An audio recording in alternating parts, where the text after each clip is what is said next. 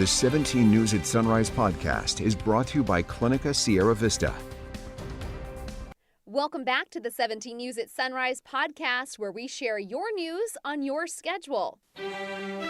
Working in the spirit of the Golden Empire, this is 17 News at Sunrise. Good morning here at 5 a.m. Good to have you with us. I'm Maddie Jansen alongside Alex Fisher. It's finally Friday and the kickoff to a holiday weekend. It is going to be a holiday weekend. A lot of people looking forward to the 4th of July coming up in just a few days, and already hearing the fireworks, of course, across Kern County. However, though, we should note that it is July after all, which means that there are legal fireworks that can be detonated at this time. Not right now. During certain hours. During certain hours. We should mention not this also. morning.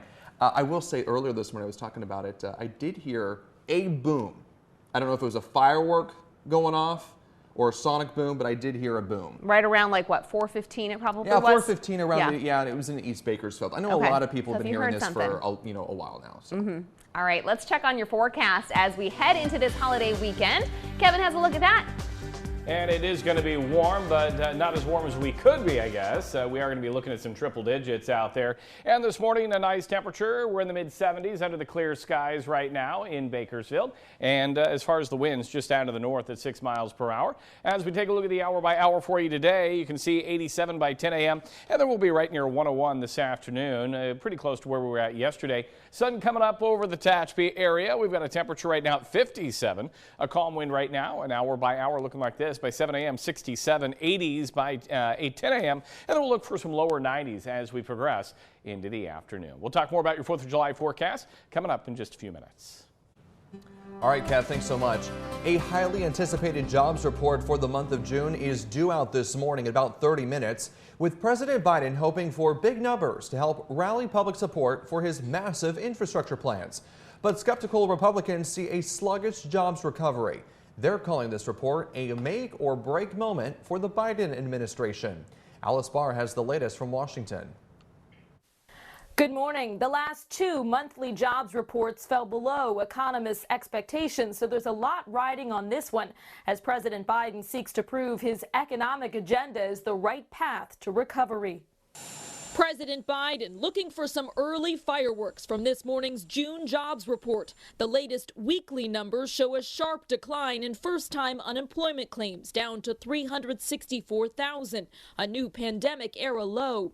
The White House hoping the monthly report will prove the president's economic strategy is working and bolster his argument for more government spending through a massive infrastructure bill. This is a generational investment.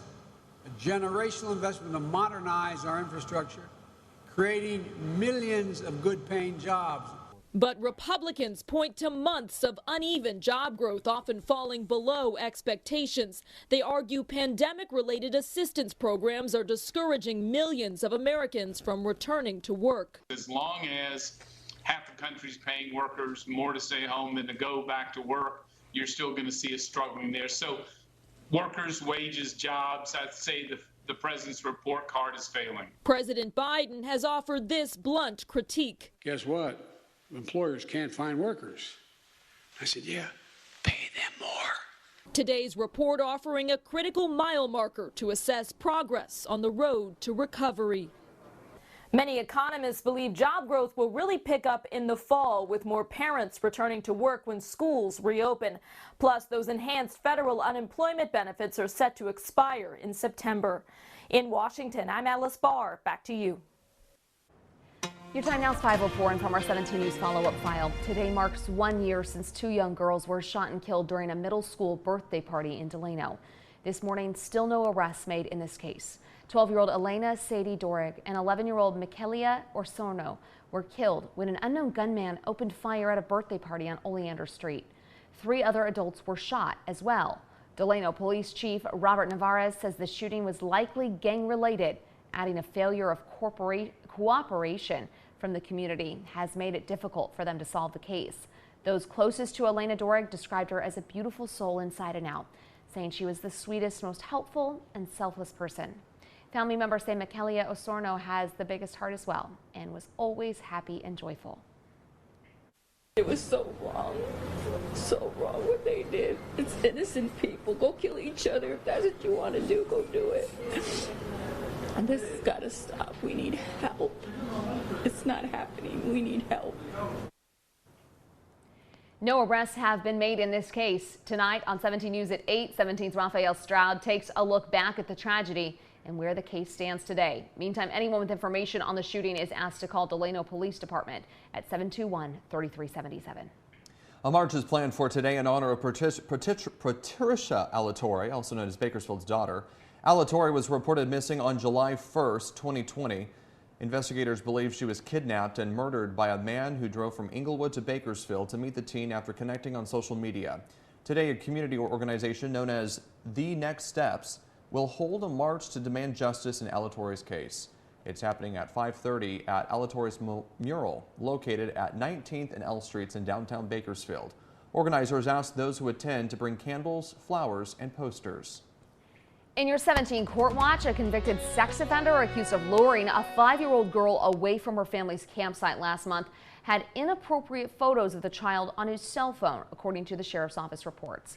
New reports filed in Superior Court say 62-year-old David Barrera had photos showing the girl and another child in their bathing suits and poses an investigator describes as sexually suggestive. One of the children told investigators Barrera told her the photos were for his memories. The reports claim Barrera denied coaxing the child to follow him and instead told her to go back to her family. When asked about the photos, Barrera argued they were not sexually suggestive. He's pleaded not guilty to kidnapping a child under 14 and has a hearing set for Tuesday.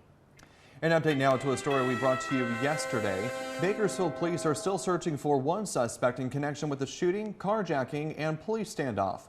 Police say it all started around 1:30 yesterday morning with a shooting and carjacking in the area of Meredith Drive near South High School. Nobody was hurt. Officers arrested 2 suspects but say a third took off. Police determined the suspect was connected with a home at the corner of Weibel Road and Panama Lane. Police say they tried to make contact with the suspect at the home, leading to the standoff.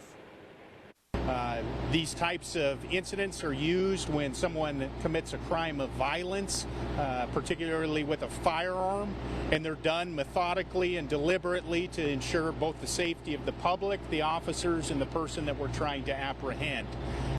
BPD said it was later determined that the suspect was not in the home at the time. The suspect is described as a man in his 20s with facial tattoos. Anyone with information is asked to call police. 5:08 is your time now. This morning, city firefighters are trying to determine the cause of a fire in northeast Bakersfield that neighbors say may have been started by transients. It started inside of the abandoned house. Everything just got flamed up, the whole abandoned house with the palm tree, and it just got too hot, and luckily the fire department came over to put it out. There's a lot of homeless people living at the abandoned houses, going in and out. There's a homeless situation in Bakersfield. All of this happened around 2 o'clock yesterday afternoon. More than a dozen city and county firefighters responded and put out the flames within a few minutes. One home sustained serious damage and a neighboring house sustained minor damage, but BFD confirms there were no injuries. The Bakersfield Animal Care Center is overflowing and offering residents the opportunity to adopt pets at no charge due to a recent surge in dogs and cats at the center. The waiver lasts through July 17th. The center says city licensing fees still apply. Call 832-7387 to make an appointment. The shelter is located on Mount Vernon Avenue. Kern County Animal Services is offering reduced adoption fees every Friday through the end of this month. The adoption fee will be $5 today. Additionally, KCAS is introducing adoption fees based on how long a shelter pet has been in care. All dogs in the shelter for 30 days or more will have their adoption fees waived. The Bakersfield shelter is located on Fruitvale Avenue, and the Lake Isabella shelter is located at 14891 Highway 178. A local favorite returned to the marketplace in Southwest Bakersfield last night.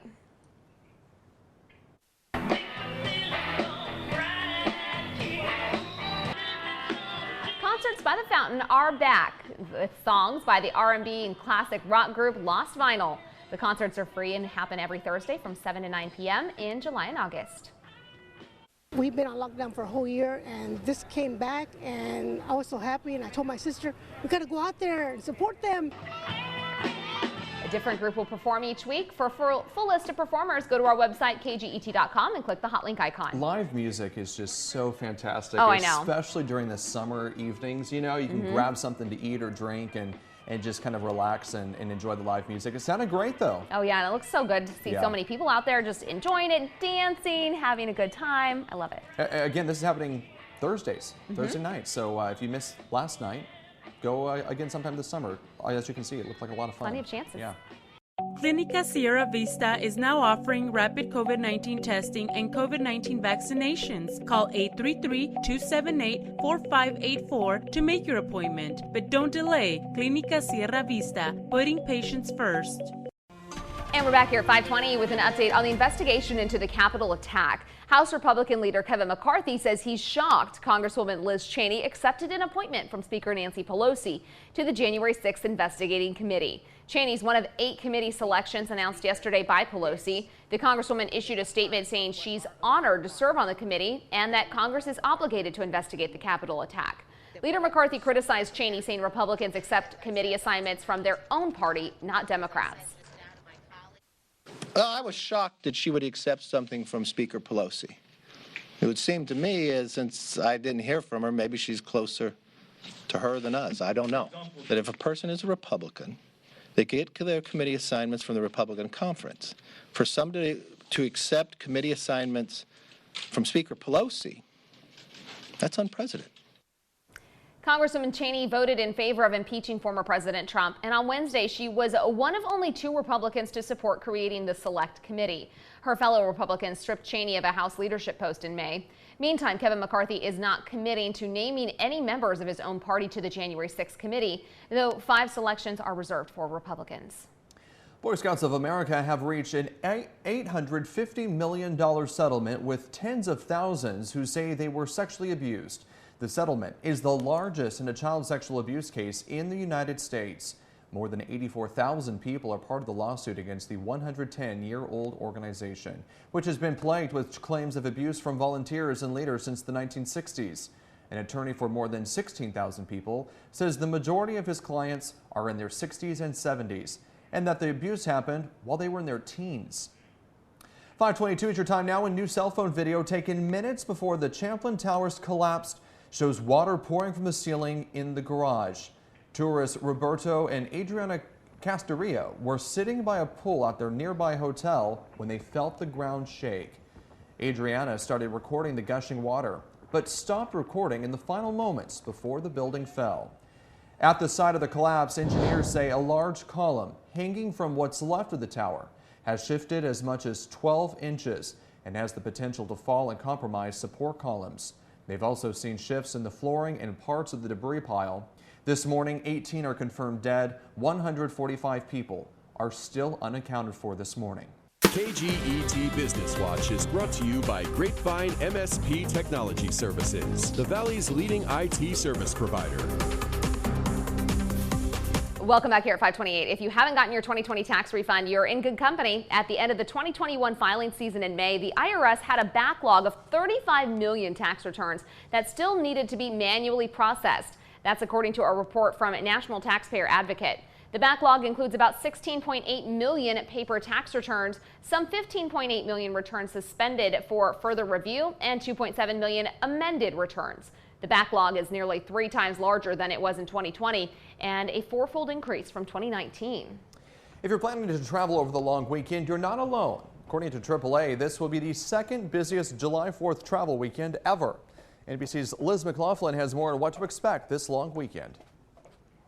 We decided it's time to get away. This July 4th holiday, industry experts expect pre-pandemic level traffic on roads and in airports. I think you should assume that they are going to be crowded. According to Deloitte, 75% of travelers will be hitting the road, with high demand leading to high gas prices. Reports of some stations running out of fuel, even though there's no shortage. Refineries are churning out near all-time record amounts of gasoline. The problem is getting truck drivers to deliver that gasoline as quickly as it's needed. Analysts with Gas Buddy, an app that tracks gas prices, are advising road trippers to keep an eye on state lines, where prices can jump or plummet as much as 40 cents. Those flying to their destination should also be ready for congestion. Make sure that you plan on arriving early and know that they'll have longer than average wait times through security and limited bin space. Some airports, including Los Angeles International, already seeing record daily numbers passing through security. Even more expected this weekend. We could reach 90, maybe 100,000 people a day. With 46% of Americans now vaccinated, analysts expect a frenzy from now through Labor Day weekend. We have to assume that you can't just walk up to some of your favorite attractions and excursions as maybe you did in the past. It's a good idea to make reservations in advance and be kind to workers who are dealing with the recent wave of rude and abusive travelers.